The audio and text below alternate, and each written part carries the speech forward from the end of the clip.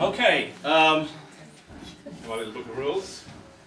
Our next poet tonight has been on here once before, and she is a wonderful poet who's won many awards for her work.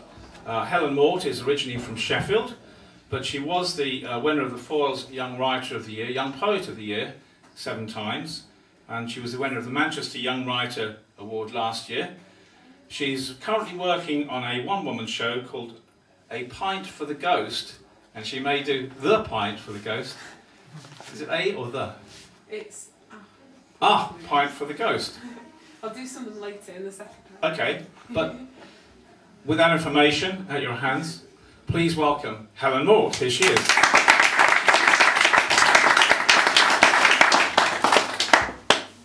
Thanks, Patrick. Hang on, I better sort this one out. This is the great mic at the Poetry Cafe that sometimes slides backwards as you read and you end up doing the limbo. Hopefully not tonight. Thank you for asking me to read.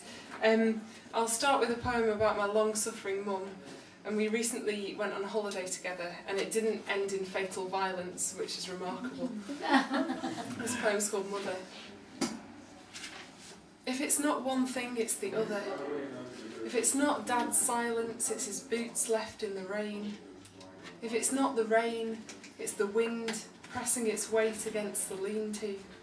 If it's not the lean-to, it's the broken greenhouse.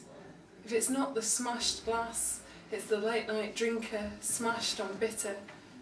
If it's not bitter, it's too sweet. If it's not too sweet, it's too cold. If it's not too cold, it's probably broken. If it's not broken, it's not worth fixing.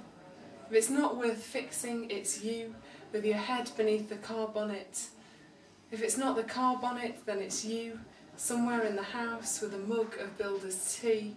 And if it's not you, it's me. I've always been fascinated by, I don't know if anyone knows it, that brilliant John Burnside poem called The Good Neighbour, which is probably because I've never had a good neighbour. And my current neighbour is fond of throwing parties that sound as if they're half ceilidh, half ritual slaughter. So this is a bad neighbour poem. It's called The Girl Next Door. First she came to borrow sugar, silver coffee spoons that somehow she'd misplaced. On Sunday afternoons, she'd call to cadge a pint of milk, sometimes a cigarette, so she could stand to greet the sunset in her overgrown back garden, blowing smoke rings into mine. Soon, she took the unripe apples from my tree, or asked for books with tattered spines that caught her eye. I'd smile and nod. She'd ring the doorbell late at night. I kept my curtains drawn, the bathroom window lidded with a blind. And taking out the bins, I'd see her silhouetted in her kitchen, leaning on the wall, her head tipped back, the way I'd sometimes stand. One time, she turned to look me in the eye. These days she wears her blonde hair short. Her bedroom window faces mine. I find excuses not to leave the house. The evening rain, the biting wind. Last night, I heard her speak my name. It suited her.